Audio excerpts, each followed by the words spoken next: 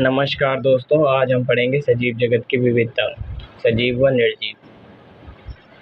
ठीक है, आगे बढ़ते हैं। इसमें हम क्या क्या पढ़ेंगे, आज कौन कौन से टॉपिक कवर करेंगे, वो है सजीव, सजीवों का लक्षण और जैव विविधता। ठीक है, इन 3 टॉपिक्स को हम आज क्या करेंगे, कवर करेंगे।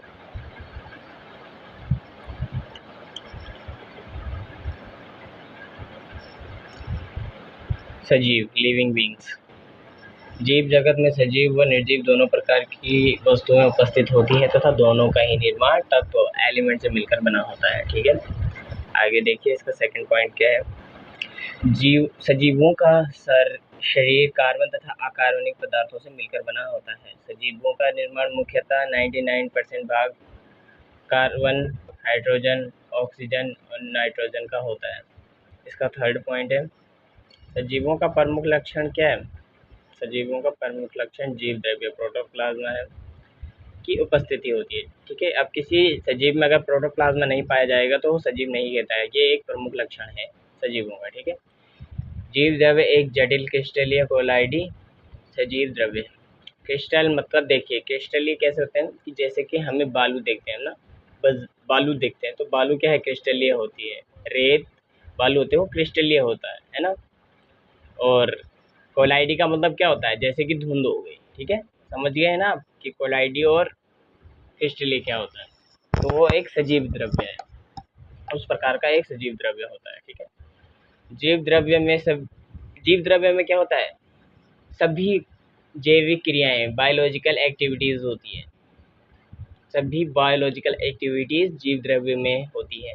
तो इसीलिए हम क्या कह सकते हैं कि यह क्या है, एक वास्तविक सजीव द्रव्य है, सजीवों में पाया जाने वाला वास्तविक जीवित पदार्थ है। ठीक है, हम आगे बढ़ते हैं। अब हम सेकंड जो हमारा टॉपिक है वो है सजीवों के लक्षण, कैरेक्टर ऑफ लिविंग बींग्स। इसका सबसे फर्स्ट पार्ट है जीव द्रव्य प्रोटोप्लाज्मा। जीवधारियों की जीवन के भौतिक आधार जीव द्रव्य है। रासायनिक संरचना इसकी जटिल होती है। जीव द्रव्य निरंतर परिवर्तन की स्थिति में रहता है। क्या रहता है, परिवर्तन की स्थिति में। परिवर्तन की स्थिति में समझ रहे हैं आप कैसे, अगर कोई न्यू बेबी बॉर्न होता है तो उसमें भी प्रोटोप्लाज्मा होता है, बट वो क्या है, छोटा है। उसके बाद क्या होता है कि यही बेबी बॉर्न क्या होता है, आगे जाकर एक वयस्क नागरिक बनता है। इसमें प्रोटोप्लाज्मा भी परिवर्तन होता है, इसीलिए वो क्या है, वयस्क नागरिक बना। और वयस्क नागरिक से एक वृद्ध आदमी बनता है, तो उसमें भी प्रोटोप्लाज्मा चेंज हुआ और उसके बाद वो डेड हो जाता है, और उसमें जो प्रोटोप्लाज्मा होता है वो नहीं पाया जाएगा और वो निर्जीव हो जाता है। ठीक है, समझ गए आप कि वो परिवर्तन की स्थिति में कैसे रहता है। अब हम इसका सेकंड पॉइंट देखते हैं, कोशिका संरचना, सेल स्ट्रक्चर। जीवधारी एक या अनेक कोशिकाओं से बने होते हैं। अब देखिए, जब एक वायरस हो गया, बैक्टीरिया हो गया, एक कोशिकीय होते हैं। और वहीं क्या है, पादपों में अनेक, पादप हो गए और मनुष्य हो गए, उनमें क्या होता है, अनेक कोशिकाओं से मिलकर बना होता है।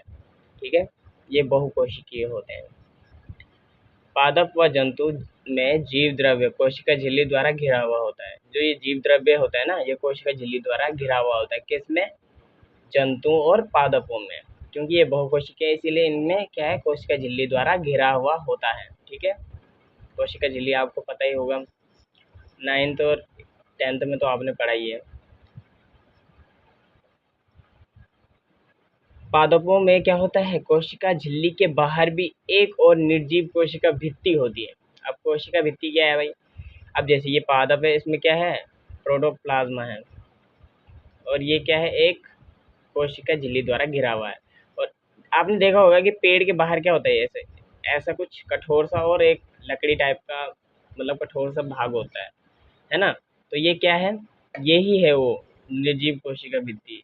ये क्या है, ये बाहरी आघातों से पादप को एक रक्षा प्रदान करता है। ठीक है, प्रोटेक्शन देता है वो बाहरी आघातों से। कोशिका जो होती है ना, वो जीवों की क्या है, संरचनात्मक और क्रियात्मक इकाई होती है। ठीक है, समझ गए आप। आपने पढ़ा होगा कि मनुष्य की क्रियात्मक और संरचनात्मक क्रिया इकाई क्या होती है, वो होती है कोशिका। ये तो हमने 9th में पढ़ चुके हैं।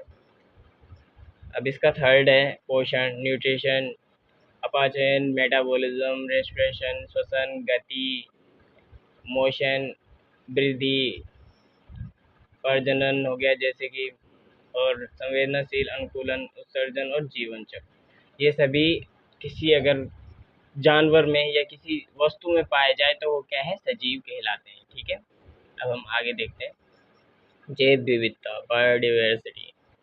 ठीक है, हमारे चारों ओर विभिन्न प्रकार के जीवों की उपस्थिति को ही जैव विविधता कहते हैं। अब हमारे चारों ओर क्या क्या पाए जाते हैं, कुत्ता, बकरी, भैंस, चिड़िया, कीट पतंगे हो गए जैसे, ठीक है, ये सभी पाए जाते हैं, तो इसी को जैव विविधता कहते हैं। जैव विविधता दो शब्दों से मिलकर बना होता है, जैव तथा विविधता। जैव का अर्थ होता है जैविक तथा विविधता का अर्थ होता है विभिन्नता। इन दोनों शब्दों से मिलकर बना होता है जैव विविधता। ठीक है, इसी को ही जैव विविधता कहते हैं। इसका जो सेकंड पॉइंट है, जीवों का आकार। अब देखिए, जीवों का, अब इन्हें भिन्नता कैसे मानते हैं, इनका आकार हो गया, प्रकार हो गया, रंग हो गया, आवास हो गया और स्वभाव, इन सभी को क्या मद्देनजर रखते हुए ही इनमें भिन्नता देखी जाती है। अब देखिए, जैसे कि कुत्ते हो गए, वो शिकार करते हैं, मांस खाते हैं, और वहीं क्या है, गाय मांस नहीं खाती है, तो ये क्या है, इनका स्वभाव है। और वहीं देखिए, गाय का तो आवास क्या होता है, घर है जहाँ मनुष्य रहते हैं, और वहीं अगर हम शेर को देखा जाए तो वो कहाँ रहता है, जंगल में, उसका आवास जंगल में है। अब पक्षी का आवास क्या है, घोंसला है। तो इसी प्रकार से इन्हें विभाजित किया जाता है, और इसे ही क्या कहते हैं, बायोडाइवर्सिटी या फिर जैव विविधता कहते हैं। मलेरिया रोग का परजीवी मात्र 6 न्यू होता है का प्रमाणी है, और 6 न्यू मतलब क्या होता है, 1000 मिलीमीटर का होता है। और वहीं समुद्र में पाए जाने वाली व्हेल मछली लगभग 35 मीटर लंबी तथा 100 टन वजनीय होती है। देखें, देखा इतना, देखा आपने इतना बड़ा डिफरेंस इनके बीच में। अब इसका थर्ड पॉइंट क्या है, देखिए, कुछ जंतु जैसे कि चमगादड़ पक्षी के जैसे प्रतीत होते हैं, किंतु ये पक्षी नहीं है, बल्कि इंसान के समान स्तनधारी जीव है।